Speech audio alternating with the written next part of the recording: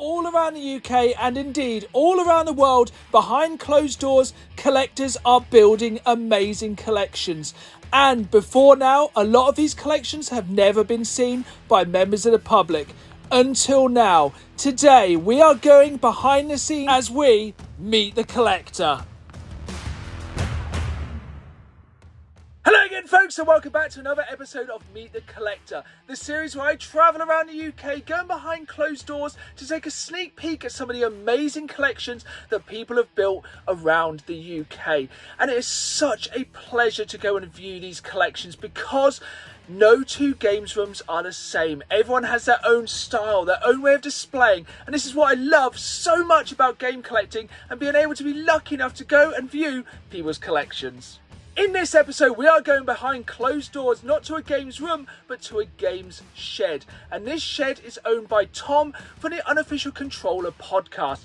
But if you would like me to visit your games room, please get in touch via my socials. And who knows, maybe in the future I'll be heading behind closed doors and visiting your game collection. If you enjoyed this episode, please hit that like button and please subscribe, as I put new videos out every Saturday live at 5, as well as bonus content throughout the week, and I really want you folks along for the ride. Now, let's go behind closed doors and meet the collector. Today we are visiting not a games room, but a games shed. And this shed is owned by Tom from the Unofficial Controller Podcast. Now, recently I was on the podcast not once, but twice, and he invited me to see his frankly amazing game shed. And speaking of that podcast, here is where the magic happens. And this was really interesting to see for me, as spoiler alert, in the future I'm looking to start going a little bit more into creating maybe my own podcast, so keep it peeled for that. But today we are here to focus on Tom's game collection, and we are starting here with the Sega section. We have a really large selection of Sega Saturn games here, and they're in absolutely amazing condition. What my eye was really drawn to was the Mega CD games here. That's because I've slowly started building my Mega CD collection, and I know how hard it is to collect for this console. It is a console that not many people collect for, and I can see why. It is really hard to find these games, so I was really impressed with this many Mega CD games. What I really love about Tom's collection is how he has organised the collection. So all the PlayStation games are together, all the Sega games are together. It's just so nice to look at, especially my OCDs. You can see here we have PlayStation 1 going down into PlayStation 2, then moving on to PlayStation 3, and all organised into separate sections. You have Platinum games, you have the Black Label games, and I just think this is a really satisfying way to display them. And of course, all of these games are in alphabetical order. This is a really well organised collection.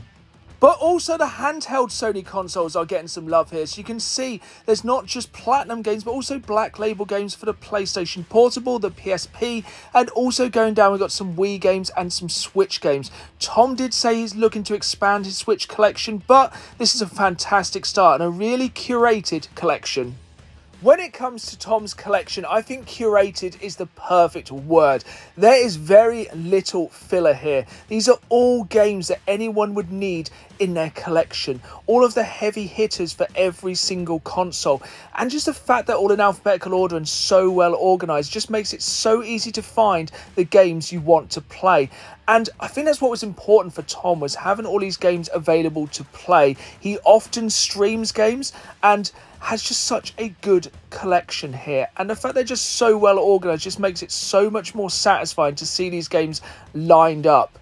And there's just so little filler here. It's just heavy hitter big games, and sometimes I think this is important with a collection, to go quality rather than quantity, especially with something like the PlayStation 2. There is thousands of games for the PlayStation 2, but probably not as many as you'd expect you'd want to play. Like, out of, say, the 2,000 games released for the PlayStation, realistically, there's probably 1,000 games which are shovelware games, or probably games that aren't very good.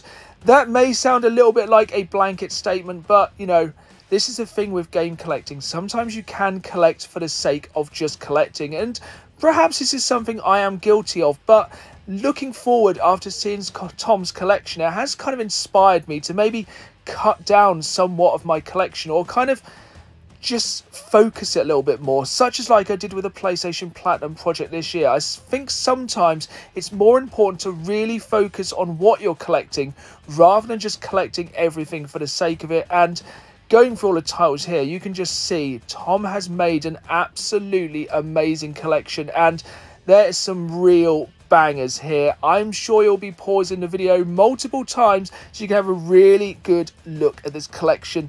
I could pull out 100 bangers here, but I just basically want to try and really capture Tom's collection in all its glory, and I hope I'm doing that with this video because it's an absolutely amazing collection, and trust me, the best is yet to come. So what is the story behind this unit here? That came from a local computer shop that closed down, and he gave me the offer on, you know, did I want that? And I said, yeah, I'd love that. But it was actually, I don't know if you've noticed, there was actually a spelling mistake on the it might be hidden by my Metroid. I'm intrigued now. If you look at the Xbox one, they've done it the wrong way. Oh yeah. So those ones didn't even pick up on it the first time through. Yeah, and I loved it. And I thought that's ideal. And I originally had it. I used to have disc games on, you know, PS2s and stuff. And then eventually I thought it'd be handy for my cartridge collection. Pop on. Yeah, he's like fit perfectly on here. Oh, it's good. I do like it. And then I'll store boxes underneath. And I got this one as well, the Games Workshop one that came out of his store.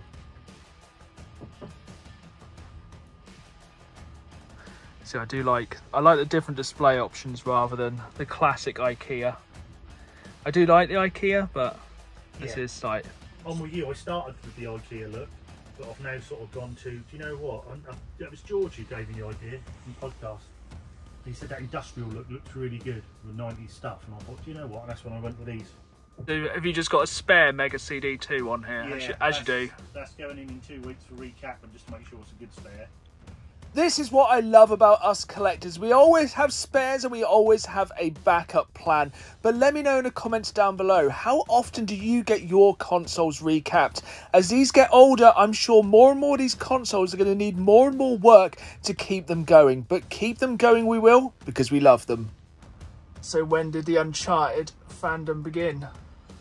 PS3, my brother-in-law, he had a PS3 as well, and he come round to mine and said, oh, I just bought this game. He said, I played it through in one go. You ought to try it. It's called Uncharted. He says, it's like Indiana Jones. Never heard of it.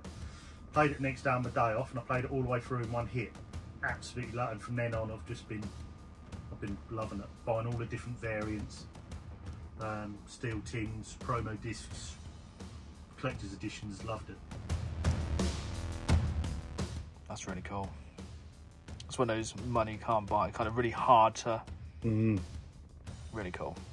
So much like myself, Tom is a real fan of Steelbook and Collector's Edition collecting, and I have to admit, I was very jealous of some of the Steelbooks here, and I'm really hoping that soon I can add some of these into my collection. As we all know, Steelbooks are a thing of absolute beauty, and this was a lovely little part of Tom's amazing collection. This right here has to be one of the most comprehensive selections of Game Boys and handheld consoles I have ever seen. So many variants and so many different ways to play so many absolutely incredible games.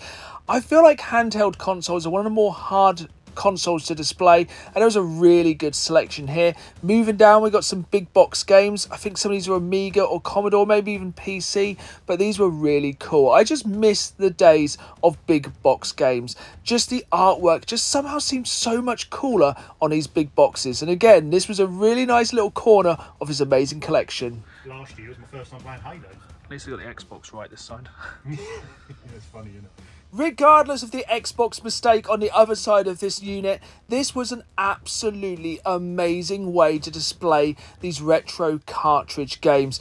It just takes me back to like going to Woolworths or Electronics Boutique or any of the countless gaming stores that sadly we have lost over the years, because this is how I remember, be it correct or not, seeing a lot of these games. I remember going into like second-hand game stores like One Step Beyond here in Norwich and just seeing just shelves full of these amazing classic retro games, and this really takes me back. Yes, I amongst loads of other people mainly use IKEA furniture, but for me, this is one of the most beautiful ways I've ever seen retro displayed. Is that the Sonic from the limited edition? the Sonic Mania collection. I did not realise it was that big. Yeah, yes, that's the standard size Mega Drive. Yeah. And if you click it on, it does the old Sega noise. I did wonder why that one got so expensive. That's really cool. Do you know what? When that came out, for about 3 months after, no one was buying them. Yeah. And I got it off Amazon, and I paid, in the end, I think I paid £27 for it. And they even dropped lower on the Xbox One, if you want the Xbox One version. Yeah. Because they must have had a big sway of them that no one was buying. But the first one turned up and all the front had been ripped. Oh, that's... So I had to get it replaced, but they did replace it, so... So your little countercade. Yeah, it's one of my favourites. That is my... Pandora's Box 6? Pandora's Box 6. Originally it was on God of Game, but the board went a bit blurry. So I just refitted that one myself. It was 28 quid, 1,300 games. Really? Yeah. Yeah, and it's also got an HDMI out on it if I need to. That runs on VGA. It's got an HDMI out if I want to, and it's also got an SD card slot so you can improve storage if you want to. But 1,300, I'm more than happy. But my wife had that custom built for me for Christmas one year. Because R-Type's my favourite shooter, she had an R-Type marquee on and had me with the blue light up buttons on. It's really nice. Yeah, she had it from a guy in Blackpool called Paul's Arcade Cabs. He used to go around and do a lot of the shows with them. And he'll make them to the colour you want. If you want a Turtles one, you can have yellow and red and green. And then I just bought that stand. That's a bar top stand I bought. And I love it. That machine's brilliant. But this right here is the main event, the heart of Tom's gaming shed, where the magic happens and where the games get played. And what an amazing way to play these games on a multitude of different TVs. We have CRTs, HD TVs, and this is the thing, when you are retro and modern gaming, it's important to have both options available, and this is an amazing place to play a huge selection of consoles. Let's dive in then, and this is one of the biggest selections of consoles I've ever seen in anyone's games room, and most importantly, these are all hooked up and ready to go, either to an HD TV or a CRT TV, whichever suits each console best. And this for me is what I love about this games room, having this many consoles ready to go, because at the end of the day, games rooms are not just for displaying games, they are for playing games. And this is such an amazing selection of consoles. Pretty much the length and breadth of retro to modern consoles. And some real rarities and some consoles which I didn't recognise myself. The first of which we're going to dive into in a minute, because I wanted Tom to explain a little bit more about this console, which I don't think I've ever seen before. And this one definitely really piqued my interest and stood out amongst this amazing selection of incredible consoles. So I don't recognise this Amstrad. Amstrad GX4000. I got that off a guy from the Discord. He had one. Yes. 8-bit, but they brought it out just as Mega Drive and that were coming out. So just is it completely full. Cartridges? Cartridges, yeah. That's the one you get in with it, burning rubber. Have you got many games for it in general, or is it At one of the those ones moment, that's so hard to collect for? It's quite hard to get the games now, and the games are going for good money. So it's quite hard to collect for, but I think I will expand on it because I think it's just a unique little system. It's a really nice looking console, actually. Yeah, it reminds me of one of the spaceships I stole.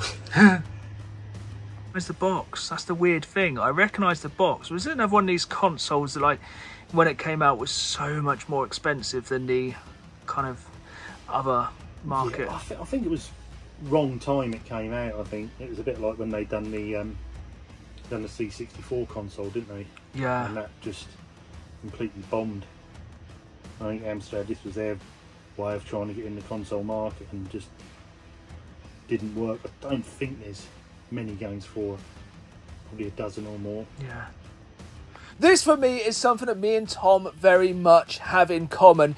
Yes, I know a lot of people love using gaming chairs, but for me, the good old sofa is best. So Spectrum's one I haven't had the most experience with, but tell me a little bit about why this one means so much to you. It's my first system at home, really.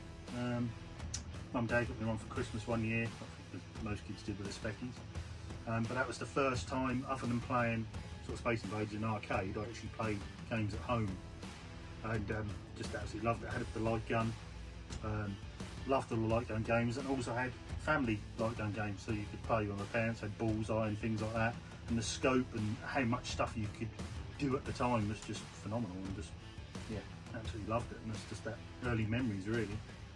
So there we have it then, folks. That was Tom's absolutely amazing collection here in the Game Shed. And thanks again to Tom for having me along to hang out and chat gaming and go through his collection here in the Game Shed. I just hope I've done it justice with this episode of Meet the Collector. I hope you've enjoyed this episode. If you did, hit that like button, subscribe, and get in touch if you'd like me to come and meet your collection next time on Meet the Collector. See y'all soon.